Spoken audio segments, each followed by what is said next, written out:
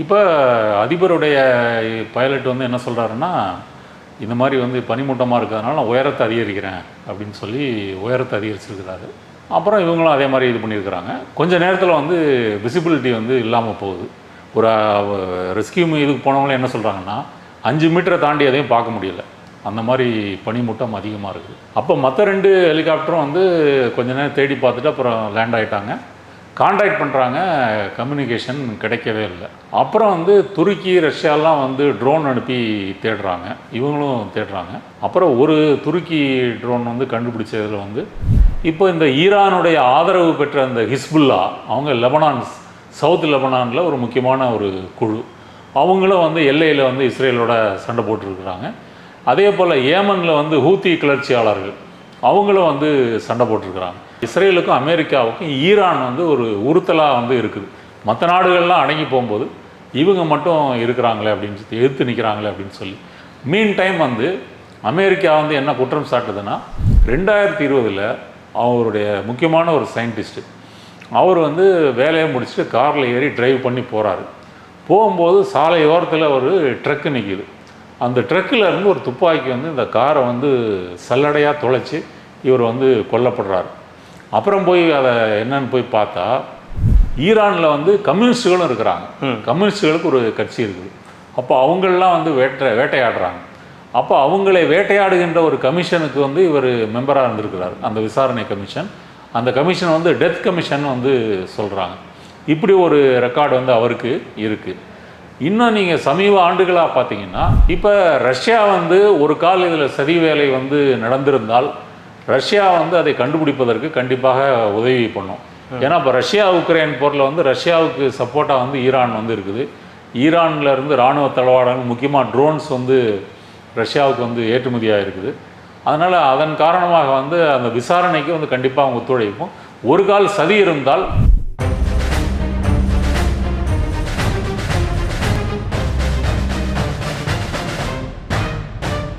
பெட்ரோலுக்ஸ் நெஞ்சங்களுக்கு வணக்கம். நான் உங்கள் கார்த்திக். இன்றைய பொலிட்டிக்கல் பல்ஸ் நிகழ்ச்சியில் நம்மோடு இணைந்திருப்பவர் சமூக செயற்பாட்டாளர் திரு நாதன் அவர்கள்.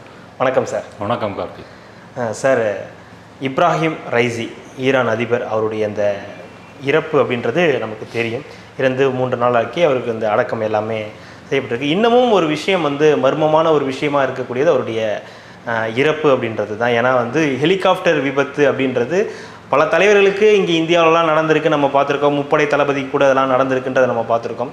ஒரு ஈரான் அதிபருக்கு இப்படி ஒரு சம்பவம் அப்படின்றது எல்லா வகையிலையும் அது கேள்வியை எழுப்பும்ன்றதுல இதில் மாற்று கருத்து இருக்க வாய்ப்பு இல்லை. இருந்தாலும் ஒரு பக்கம் வந்து இது வந்து விபத்து தான், இதில் வந்து இஸ்ரேல், அமெரிக்கா, மொசாட் இவங்களுக்கெல்லாம் தொடர்பு இருக்குது அப்படின்றது ஒரு பக்கம். இன்னொரு பக்கம் அதற்கெல்லாம் வாய்ப்பே இல்லை, இது வந்து இயற்கை விபத்து தான், இது வந்து நிகழ்ந்த விபத்து, இதில் எந்த விதமான இதுவுமே கிடையாது, அச்சுறுத்தலோ இல்லை ஏதோ சந்தேகப்படுறதுக்கு எதுவுமே இல்லைன்ற மாதிரியான விஷயங்கள் ஒரு பக்கம் இருக்குது. இது முதற்கட்டமாக இதை எப்படி பார்க்கணும் சார்? முதல்ல நீங்கள் சொன்ன மாதிரி இது ஈரான் அரசோ ஈரான் நட்பு நாடுகளோ இன்னும் அந்த மாதிரி சந்தேகத்தை எழுப்பலை. கடந்த ஞாயிற்றுக்கிழமை வந்து அசர்பைஜான் ஈரான் பார்டர், அதாவது ஈரானுடைய வடக்கு எல்லை, அங்கே வந்து ஓடுற ஒரு நதியில் 3 டேம் கட்டுறாங்க. அந்த 3வது டேமை திறந்து வைக்கிறதுக்கு தான் இப்ராஹிம் ரைசி வந்து போயிருக்காரு. அந்த டேமில் வந்து 2 நாடுகளுக்குமே பயன் இருக்குது. அசர்பைஜான் அதிபரும் அதை கலந்துருக்கிறாரு. அப்போ அந்த திறப்பு விழா முடிஞ்சிட்டு அங்கேருந்து 3 ஹெலிகாப்டர் கிளம்புது இவருடைய அதிபருடைய கான்வாயில். 2 ஹெலிகாப்டர் வந்து பைலட்டு, இது வந்து சென்ட்ராக வந்து பறக்குது. இப்போ கூட பறந்த ஹெலிகாப்டரில் போனவங்களுடைய வாக்குமூலத்தின்படி இவங்க போயிட்டே இருக்கிறாங்க. வந்து தூரத்தில் வந்து பனிமூட்டம் வந்து இருக்குது, ஒரு க்ளவுட் பேங்குன்னு சொல்கிறாங்க, மேகத்திரட்சி. இப்போ அதிபருடைய பைலட் வந்து என்ன சொல்கிறாருன்னா, இந்த மாதிரி வந்து பனிமூட்டமாக இருக்கிறதுனால நான் உயரத்தை அதிகரிக்கிறேன் அப்படின்னு சொல்லி உயரத்தை அதிகரிச்சிருக்கிறாரு. அப்புறம் இவங்களும் அதே மாதிரி இது பண்ணியிருக்கிறாங்க. கொஞ்சம் நேரத்தில் வந்து விசிபிலிட்டி வந்து இல்லாமல் போகுது. ஒரு ரெஸ்கியூ இதுக்கு போனவங்களும் என்ன சொல்கிறாங்கன்னா, 5 மீட்டரை தாண்டி எதையும் பார்க்க முடியல. அந்த மாதிரி பனிமூட்டம் அதிகமாக இருக்குது. அப்போ மற்ற 2 ஹெலிகாப்டரும் வந்து கொஞ்ச நேரம் தேடி பார்த்துட்டு அப்புறம் லேண்ட் ஆகிட்டாங்க. கான்டாக்ட் பண்ணுறாங்க, கம்யூனிகேஷன் கிடைக்கவே இல்லை. அப்புறம் வந்து துருக்கி, ரஷ்யாலாம் வந்து ட்ரோன் அனுப்பி தேடுறாங்க, இவங்களும் தேடுறாங்க. அப்புறம் ஒரு துருக்கி ட்ரோன் வந்து கண்டுபிடிச்சதில் வந்து அவங்க ஹீட் சென்சாரை வச்சு அதை கண்டுபிடிக்கிறாங்க. அது வந்து பார்த்தா இந்த மாதிரி ஒரு இடத்துல அது விழுந்து கிடக்குது, எரிஞ்சு நிலையில் கிடக்குது. அப்புறம் ரெஸ்கியூ டீம் அனுப்புகிறாங்க. ஒரு 15 மணி நேரத்துக்கு பிறகு தான் ரெஸ்கியூ டீம் வந்து அந்த ஸ்பாட்டை வந்து அடைய முடியுது. அடைஞ்சு அப்புறம் நேராக செக் பண்ணிவிட்டு எல்லாரும் அதிபர், அப்புறம் வெளியுறவுத்துறை அமைச்சர் ஹுசைன், அப்புறம் இன்னும் ஒரு 6 பேர், மொத்தம் 8 பேர் வந்து எரிஞ்சு இறந்து போயிடுறாங்க. அப்புறம் தான் அஃபிஷியலாக வந்து டிக்ளேர் பண்ணுறாங்க. இதுதான் நடந்தது. மேற்கொண்டு இது எப்படி நடந்துச்சு, விபத்தா இல்லை மேனுவல் காரணமா என்னன்றதை வந்து அவங்க விசாரிப்பாங்க. எந்த விசாரணையாக இருந்தாலும் அதற்கு ஒத்துழைப்பதாக வந்து ரஷ்யா வந்து சொல்லிடுது. ஏன்னா ரஷ்யாவினுடைய உளவுத்துறையுமே ஸ்ட்ராங்கான உளவுத்துறை தான். இந்த மாதிரி ஏதாவது பிரச்சனைகள் இருந்துச்சுன்னா அவங்களும் இதை கண்டுபிடிச்சு சொல்வதற்கு வாய்ப்பு இருக்குது. ஈரான் அரசும் வந்து இப்போதைக்கு துக்கம் கடைபிடிக்கிறது 5 நாட்களுக்கு. அப்புறம் ரேசிக்கு பதிலாக வந்து துணை அதிபரை வந்து அதிபராக்கியிருக்காங்க. அவங்க நாட்டு சட்டப்படி அதிபர் இறந்து போயிட்டா 50 நாளில் வந்து அதிபர் தேர்தல் வந்து நடத்தணும். அதில் வந்து அவங்க கவனம் செலுத்திட்டுருக்குறாங்க.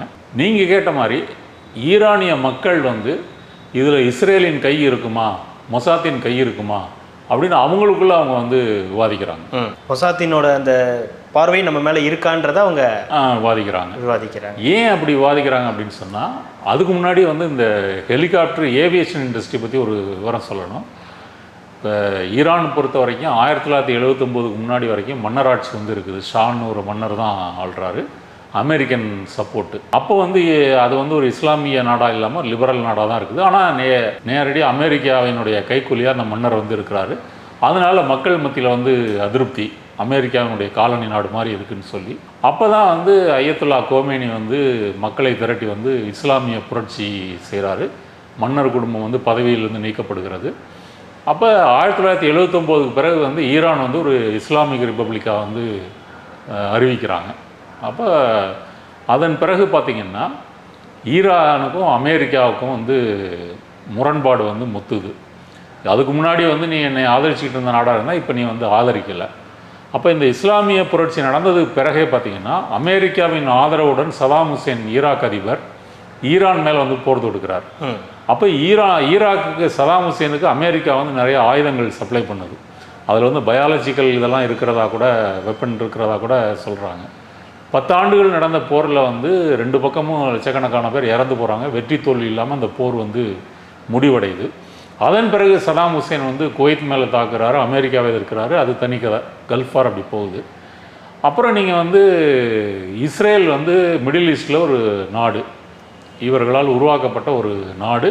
குறிப்பாக பாலஸ்தீனியர்களுடைய தாயகத்தை வந்து பிடுங்கி அவர்களை வந்து காசாவிலையும் வெஸ்ட் பேங்க்லையும் அடைச்சிட்டு இஸ்ரேலை வந்து உருவாக்குறாங்க.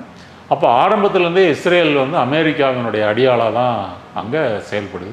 அப்போ இஸ்ரேலுக்கு ஆதரவான கொள்கைகளை வந்து அமெரிக்கா வந்து எடுக்குது. ஆரம்பத்தில் அரபு நாடுகள் எல்லாம் அணிதிரண்டு வந்து இஸ்ரேலை வந்து எதிர்த்தாங்க. ஆனால் இன்றைக்கி நிலவரம் பார்த்திங்கன்னா அந்த மிடில் ஈஸ்டில் ஈரான் மட்டும்தான் இஸ்ரேலை வந்து முழு மனதோடு எதிர்க்கக்கூடிய ஒரு நாடாக இருக்குது. மற்ற சவுதி அரேபியா, UAE, அப்புறம் நீங்கள் எகிப்து, இந்த மாதிரி நாடுகள்லாம் எடுத்துட்டிங்கன்னா அவங்க இஸ்ரேலோட ஒரு நார்மலான ரிலேஷன்ஷிப்புக்கு வர மாதிரி வந்துட்டாங்க. இப்போ வந்து காசா மேலே வந்து ஹமாஸ் அழிக்கிறோன்னு சொல்லி இஸ்ரேல் போர் தொடுத்துருக்கு. அதில் வந்து கிட்டத்தட்ட 36,000 பேர் வந்து கொல்லப்பட்டிருக்கிறாங்க. இப்போ அமெரிக்க பல்கலைக்கழகங்களில் மாணவர்கள்லாம் அதை எதிர்த்து போராடுறாங்க. ஓரளவு இஸ்ரேல் தனிமைப்பட்டிருக்குன்னு சொல்லலாம். இப்போ இந்த ஈரானுடைய ஆதரவு பெற்ற அந்த ஹிஸ்புல்லா, அவங்க லெபனான், சவுத் லெபனானில் ஒரு முக்கியமான ஒரு குழு. அவங்களும் வந்து எல்லையில் வந்து இஸ்ரேலோட சண்டை போட்டுருக்குறாங்க. அதே போல் ஏமனில் வந்து ஹூத்தி கிளர்ச்சியாளர்கள் அவங்களும் வந்து சண்டை போட்டிருக்கிறாங்க. இஸ்ரேலுக்கும் அமெரிக்காவுக்கும் ஈரான் வந்து ஒரு உறுத்தலாக வந்து இருக்குது. மற்ற நாடுகள்லாம் அடங்கி போகும்போது இவங்க மட்டும் இருக்கிறாங்களே அப்படின்னு சொல்லி, எதிர்த்து நிற்கிறாங்களே அப்படின்னு சொல்லி. மீன் டைம் வந்து அமெரிக்கா வந்து என்ன குற்றம் சாட்டுதுன்னா, ஈரான் வந்து அணு ஆயுதம் வந்து தயாரிக்குது, அங்கே வந்து நியூக்ளியர் பிளான்ட் வந்து அதுக்கான ரிசர்ச் எல்லாம் பண்ணிகிட்டு இருக்கிறாங்க அப்படின்னு வந்து சொல்லுது. ஈரான் என்ன சொல்லுது, நாங்கள் வந்து அணு உலை வந்து மின்சாரத்துக்காக தான் வச்சுருக்கிறோம், நீங்கள் வந்து ஐநா சபையிலேருந்து நீங்கள் வந்து சோதிச்சிங்க. அதே போல் ஐநா சபையெல்லாம் போய் சோதிச்சாங்க. ட்ரம்ப் பீரியடில் ஒரு 3 வருஷம் வந்து அதை காரணம் காட்டி அமெரிக்கா வந்து பொருளாதார தடை வந்து விதிக்குது. இந்த பொருளாதார தடையினால் வந்து பாதிக்கப்பட்ட முக்கியமான நாடு வந்து ஈரான். இப்போ ஏவியேஷன் இண்டஸ்ட்ரியை எடுத்துட்டிங்கன்னா 1979 இஸ்லாமிய புரட்சிக்கு பிறகு அமெரிக்கா வந்து பொருளாதார தடை போட்டுருது, வியாபாரம் எல்லாத்தையும் துண்டிச்சிருது. இப்போ இந்த விபத்து நடந்த அந்த அதிபருடைய ஹெலிகாப்டர் வந்து பெல் 212 அப்படின்னு ஒரு ஹெலிகாப்டர், 2 பிளேடு தான் அதில் வந்து இருக்கும். இது எல்லாமே அமெரிக்காவில் செய்யப்பட்ட ஹெலிகாப்டர். கிட்டத்தட்ட இப்போ இஸ்லாமிய புரட்சிக்கு முன்னாடி வந்து ஈரான் வந்து வாங்கியிருக்கு. இப்போ 1979லேருந்து 2023 வரைக்கும் ஈரானில் நடந்த விமான ஹெலிகாப்டர் விபத்துகளில் பார்த்தீங்கன்னா கிட்டத்தட்ட 2000 பேர் கொல்லப்பட்டிருக்காங்க. 2000 பேர். உலக அளவில் பார்த்தீங்கன்னா அதிக விபத்துக்கள் நடக்கக்கூடிய நாடாக வந்து ஈரான் இருக்குது. முக்கியமான காரணம், இவங்க மேற்கத்திய நாடுகள் அமெரிக்காவிலிருந்து ஸ்பேர் பார்ட்ஸ் வந்து இறக்குமதி செய்ய முடியாது. அப்போ இந்த பொருளாதார தடை முக்கியமான காரணம். அப்போ ட்ரம்ப் பீரியடில் 3 வருஷம் அந்த பொருளாதார தடை வந்து விலக்குறாங்க. அப்போவும் அதில் பெருசாக வந்து அதில் முன்னேற்றம் வந்து இல்லை. கடைசியில் ஒரு 3 ஆண்டுகள் கழித்து 2018 ட்ரம்ப் வந்து வம்படியாக, ஏன்னா ட்ரம்ப் வந்து பதவியேற்ற போதே அவர் முஸ்லீம் எதிர்ப்பு, ஈரான் எதிர்ப்பு, பார்டரில் வந்து சோறை கட்டுவேன், 6 நாடுகளுக்கு வந்து முஸ்லீம் நாடுகளுக்கு விசா தர மாட்டேன், இதில் தான் அவர் பதவிக்கே வந்தார். அப்போ அவருடைய அந்த இனவெறி மதவெறி காரணமாக வந்து அவர் ஒப்பந்தத்திலேருந்து பின்வாங்கி போயிடுறாரு. மீண்டும் பொருளாதார தடை அப்படின்னு சொல்லி விதிக்கிறாங்க. இப்போ இஸ்ரேல் வந்து இந்த பொருளாதார தடையை வந்து எதிர்கொண்டு உள்நாட்டில் வந்து நிறைய பிரச்சனைகள் இருக்குது. விலைவாசி உயர்வு, பொருளாதார பிரச்சனை இதெல்லாம் இருக்குது. அங்கே நீங்கள் குரூடாயில் வந்து சுலபமாக மற்ற நாடுகளுக்கு வந்து வித்துற முடியாது. இந்த மற்ற நாடுகளோட சுமூகமாக வணிக உறவும் வந்து வச்சுக்க முடியாது. இப்போ ரஷ்யா, சைனா இவங்கெல்லாம் வந்து ஈரானுக்கு வந்து நட்பு நாடுகள்.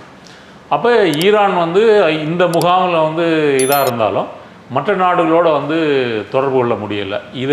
இதை மீறியும் அவங்க வந்து அமெரிக்க இஸ்ரேல் எதிர்ப்பில் வந்து உறுதியாக இருக்கிறாங்க.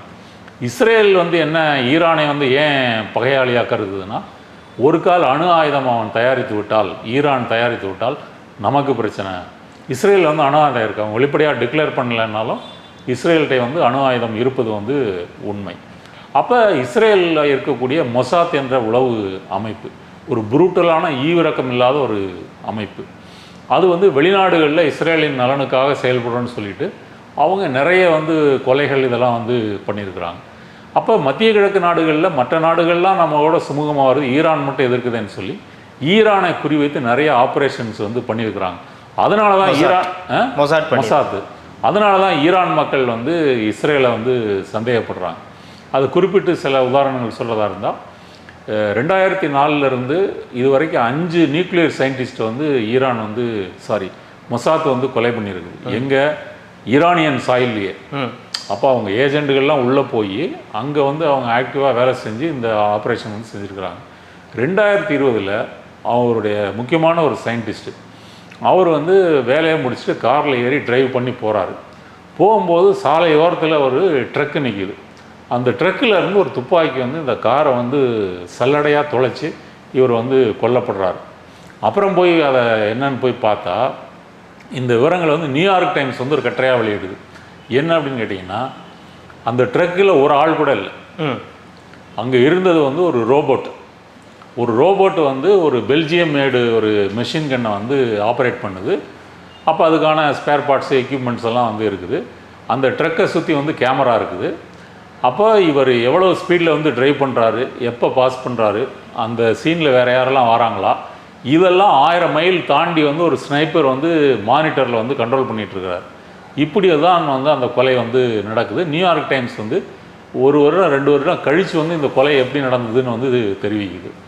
அப்போ அந்த ரோபோட் துப்பாக்கிக்கான அந்த எக்யூப்மெண்ட்ஸ் எல்லாம் சேர்த்திங்கன்னா அதனுடைய வெயிட்டு மட்டும் 1 டன் 1000 கிலோ. அப்போ இதை எல்லாமே ஈரானுக்கு வந்து மற்ற இஸ்ரேல் வந்து ஈரானுக்குள்ளே கடத்தி கொண்டு போய் தனித்தனி பாகங்களாக கொண்டு போய் அதை ரீஅசம்பிள் பண்ணி இந்த ஆப்ரேஷன் வந்து செஞ்சுருக்குது.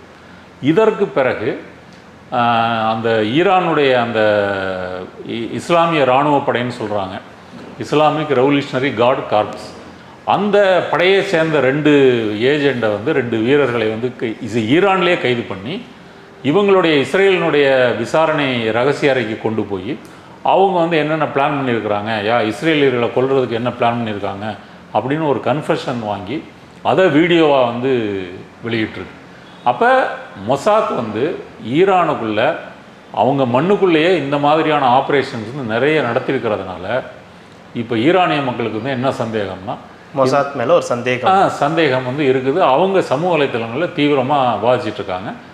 மேற்கொண்டு விசாரணைகள் இதெல்லாம் நடந்து ஈரான் அஃபிஷியலாக சொல்கிறத பொறுத்து தான் இது என்னன்னு வந்து நமக்கு தெரிய வரும். இப்போ நீங்கள் சொன்னீங்க சமூக வலைதளங்களில் இதை பற்றின இது பேச்சு போயிட்டுருக்கு அப்படின்னும் போது, இன்னொரு பக்கம் சமூக வலைதளங்களில் ஈரானிய அதிபர் இப்ராஹிம் ரைசிக்கு வந்து இரங்கல்கள் நிறைய தெரிவித்து நம்ம போஸ்ட் பார்த்தோம். இன்னொரு பக்கம் கொண்டாட்டங்களும் இருக்குது, அவர் இறந்ததற்கான கொண்டாட்டங்களும் இருக்குன்ற மாதிரியான விஷயங்கள் அதில் இருக்குது. என்ன காரணத்திற்காக அதை வந்து கொண்டாடுறாங்க சார்? அதாவது வந்து இப்போ ஈரான் வந்து ஒரு இஸ்லாமிய குடியரசாக அறிவித்ததுனால ஷரியத் படி தான் அவங்களுடைய ஆட்சி என்பது நடக்கும். முக்கியமாக ஒன்று சொல்ல மறந்துட்டேன், நீங்கள் இஸ்லாத்தில் 2 பிரிவு இருக்குது, சன்னி ஷியா அப்படின்னு. ஈரான் வந்து ஷியா பிரிவை சேர்ந்த ஒரு நாடு. மற்ற நீங்கள் அரபு நாடுகள்லாம் எடுத்துக்கிட்டிங்கன்னா சவுதி அரேபியா, யுஏஇ, கத்தார் இது போன்ற நாடுகள்லாம் வந்து சன்னி நாடு. அப்போ இந்த சன்னி ஷியான்ற கான்ஃப்ளிக்ட் வந்து அவங்களுக்குள்ள இருக்குது. இப்போ ஈரான் வந்து இந்த ஹிஸ்புல்லாவாக இருக்கட்டும், ஹூத்தியாக இருக்கட்டும், அவங்கெல்லாம் ஷியாவை சேர்ந்த அமைப்புகள் தான். ஆனால் ஹமாஸ் வந்து சன்னி அமைப்பு. ஆனால் ஹமாஸுக்கு தீவிரமாக ஆதரவு தர்றது வந்து ஈரானு. மற்ற சன்னி நாடுகளான அரபு நாடுகள் வந்து ஆதரவு வந்து தர்றதில்லை. இப்போ அவங்க இஸ்லாமிய இதாக நடக்கிறதுனாலேயே அப்போ ஈரானில் வந்து ஒரு லிபரலாக இருக்கக்கூடிய, இதை வந்து எதிர்க்கக்கூடிய மக்களும் வந்து இருக்கிறாங்க. இப்போ நீங்கள் இப்போ இந்த அதிபர் இப்ராஹிம் ரைசி எடுத்துக்கிட்டிங்கன்னா, அவர் வந்து ஒரு மத போதகருடைய மகனாக தான் வந்து பிறக்கிறாரு. பிறந்து வந்து அவர் 79 வந்து அவர் 20 வயசுன்னு நினைக்கிறேன். அதுக்கு பிறகு நீதித்துறையில் வந்து வராரு, வழக்கறிஞராக வந்து மாறுறாரு, அரசு வழக்கறிஞர் அப்படி வந்து வராரு. அப்போ இஸ்லாமிய புரட்சிக்கு பிறகு ஈரானில் வந்து கம்யூனிஸ்டுகளும் இருக்கிறாங்க. கம்யூனிஸ்டுகளுக்கு ஒரு கட்சி இருக்குது. அப்போ அவங்களெலாம் வந்து வேட்டையாடுறாங்க. அப்போ அவங்களை வேட்டையாடுகின்ற ஒரு கமிஷனுக்கு வந்து இவர் மெம்பராக இருந்திருக்கிறார், அந்த விசாரணை கமிஷன். அந்த கமிஷன் வந்து டெத் கமிஷன் வந்து சொல்கிறாங்க. இப்படி ஒரு ரெக்கார்டு வந்து அவருக்கு இருக்குது. இன்னும் நீங்கள் சமீப ஆண்டுகளாக பார்த்தீங்கன்னா இந்த அடிப்படைவாதத்துக்கு எதிராக ஈரானில் நிறைய போராட்டங்கள் நடப்பதையும் வந்து நம்ம பார்க்கலாம். 2 ஆண்டுகளுக்கு முன்னாடி ஒரு பெண் வந்து ஹிஜாப் அணிஞ்ச பிரச்சனையில் காவல் நிலையத்தை கொண்டு போய் அங்கே வந்து அவங்க இறந்து போகிறாங்க. அப்போ அதை எதிர்த்து பெண்களும் இளைஞர்களும் ஈரானில் வந்து வெளிப்படையாக வந்து போராட்டம் வந்து நடத்துகிறாங்க. அந்த போராட்டம் வந்து மாத கணக்கில் நடந்தது. அப்போ ஈரானிய அரசு வந்து அதை ப்ரூட்டலாக தான் வந்து ஒடுக்கிச்சு. அந்த போராட்டத்துக்கு முன்னணியாக இருந்தவங்களையெல்லாம் கைது செய்து அவங்களுக்கெல்லாம் மரண தண்டனை வந்து கொடுத்துருக்காங்க. அதனால் இதை வந்து எதிர்க்கக்கூடிய, இந்த அடிப்படைவாதத்தை எதிர்க்கக்கூடிய மக்கள் அவங்க வந்து இதை கொண்டாடுவதற்கும், இல்லை வெளிநாடுகளில் இருக்கக்கூடிய இந்த இவங்களுக்கு எதிரான இப்போ இருக்கிற அந்த சுப்ரீம் லீடர் பேர் வந்து காமேனி, அந்த காமேனி அவங்க அந்த அடிப்படைவாத கட்சி இவங்களுக்கெல்லாம் எதிராக இருக்கக்கூடிய ஈரானிய மக்கள் வெளிநாடுகள்லையும் வந்து இருக்கிறாங்க. அவங்க நீங்கள் சொல்வது போல் இதை வந்து கொண்டாடுவதற்கு வாய்ப்பு இருக்குது. ஆனால் ஈரானுக்குள்ளே நீங்கள் கொண்டாட முடியாது. கொண்டாடுனா மரண தண்டனை தான். அதையும் மீறி வந்து இப்போ நீங்கள் இதையெல்லாம் தாண்டி ஒரு அமெரிக்க எதிர்ப்புக்கு எவ்வளோ வந்து அவங்க நியூக்ளியர் இது வந்து டெவலப் பண்ணுறாங்க. உள்நாட்டில் வந்து பொருளாதார பிரச்சனை இருக்குது. இந்த பக்கம் வந்து இஸ்ரேல் போர் நடக்குது. அப்புறம் இஸ்ரேல் வந்து சிரியா டமாஸ்கஸில் அந்த ஈரானிய தூதரகத்தில் வந்து ட்ரோன் மூலம் தாக்குதல் நடத்தி ஒரு 7-8 பேர் வந்து கொன்னாங்க. அதுக்கு 13 நாள் கழித்து வந்து ஈரான் வந்து ரிட்டாலியேட் பண்ணிச்சு, ட்ரோன்கள் மிசைல்ஸ் வந்து அனுப்பி.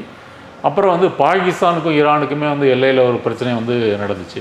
இப்போ மத்திய கிழக்கு ஃபுல்லாக வந்து இஸ்ரேலினுடைய போர்னால் வந்து ஒரு ஒரு ஒரு மோதலின் உச்சத்தில் வந்து இருக்குது. எப்போ என்ன நடக்கும்னு தெரியாத மாதிரி ஒரு நிலைமை வந்து இருக்குது. அப்போ இதையெல்லாம் மேனேஜ் பண்ணக்கூடிய ஒரு தலைவராக வந்து ரைசி இருந்ததுனால உள்நாட்டில் அவருக்கு வந்து சப்போர்ட்டும் வந்து அதிகம். அவர் போன்ற அதிபர் வந்து இதெல்லாம் ஒருங்கிணைச்சு நடத்துகிறாருன்னு சொல்லி. அதனால் வந்து ரெண்டும் இது மிக்ஸ்டாக தான் இருக்குது. இது ஆதரவு எதிர்ப்புன்றது இப்படி தான் நம்ம வந்து பார்த்துக்க முடியும். இன்னொரு பக்கம் அவருடைய இறப்புக்கு வந்து எல்லா தலைவர்களும் எல்லா நாடுகளிலிருந்தும் இரங்கல்கள் தெரிவிக்கப்பட்டது. ரஷ்ய அதிபர் புடின் அவர்களும் கூட அதை தெரிவிச்சிருந்தார். ஆனால் அவருடைய கருத்தில் வந்து அவர் வந்து லேசார் தாக்குதல் போன்ற விஷயங்கள் இதற்கு ஒரு காரணமாக இருக்குன்ற ஒரு விஷயத்தை அவர் வந்து தெரிவிச்சிருந்தார். எனக்கு தெரிஞ்ச அவர் அப்படி அஃபிஷியலாக அவர் ஒன்றும் தெரிவிக்கலை. இது பற்றிய விசாரணைக்கு நாங்கள் வந்து முழு ஒத்துழைப்பு அளிப்போம் அப்படின்னு தான் புடின் வந்து சொல்லியிருக்கிறாரு. இப்போ இன்றைக்கி நடந்த அவருடைய இறுதி சடங்கில் வந்து 63 நாடுகளினுடைய பிரதிநிதிகள் வந்து கலந்துருக்காங்க. இதில் வந்து அமெரிக்கா, மேற்கத்திய நாடுகள் வந்து இல்லை. எல்லாமே பார்த்துட்டிங்கன்னா முஸ்லீம் நாடுகள், அப்புறம் ரஷ்யா, சைனா, இந்தியாவிலேருந்து கூட நம்ம உதவி துணை குடியரசுத் தலைவர் வந்து போயிருக்கிறாரு. அப்புறம் பாகிஸ்தான், மலேசியா, இந்தோனேசியா, மாலத்தீவு, பிலிப்பைன்ஸ் இந்த மாதிரி நாடுகள்லாம் போயிருக்கிறாங்க. ஐரோப்பிய நாடுகளும் அமெரிக்காவும் வந்து பிரதிநிதிகளை வந்து அனுப்பலை. அமெரிக்காவினுடைய ஏதோ ஒரு ஸ்போர்ட்ஸ் பர்சன் வந்து கண்டிச்சிருக்காரே தவிர அவங்கெல்லாம் வந்து சொல்லிக்கொள்கிற மாதிரி இது வந்து இது பண்ணிக்கலை. இப்போ ரஷ்யா வந்து ஒரு கால் இதில் சதி வேலை வந்து நடந்திருந்தால் ரஷ்யா வந்து அதை கண்டுபிடிப்பதற்கு கண்டிப்பாக உதவி பண்ணும். ஏன்னா இப்போ ரஷ்யா உக்ரைன் போரில் வந்து ரஷ்யாவுக்கு சப்போர்ட்டாக வந்து ஈரான் வந்து இருக்குது. ஈரானில் இருந்து இராணுவ தளவாடங்கள் முக்கியமாக ட்ரோன்ஸ் வந்து ரஷ்யாவுக்கு வந்து ஏற்றுமதியாக இருக்குது. அதனால் அதன் காரணமாக வந்து அந்த விசாரணைக்கு வந்து கண்டிப்பாக அவங்க ஒத்துழைப்போம். ஒரு கால் சதி இருந்தால் அதை வந்து கண்டிப்பாக அவங்க வந்து கண்டுபிடிப்பாங்க. மிக்க நன்றி சார். இவ்வளோ நேரம் உங்களுடைய நேரத்தை ஒதுக்கி எங்களுக்காக பல்வேறு தகவல்களை பகிர்ந்தமைக்கு ரெட்ரோலோக்கின் சார்பாக மிக்க நன்றி. நன்றி.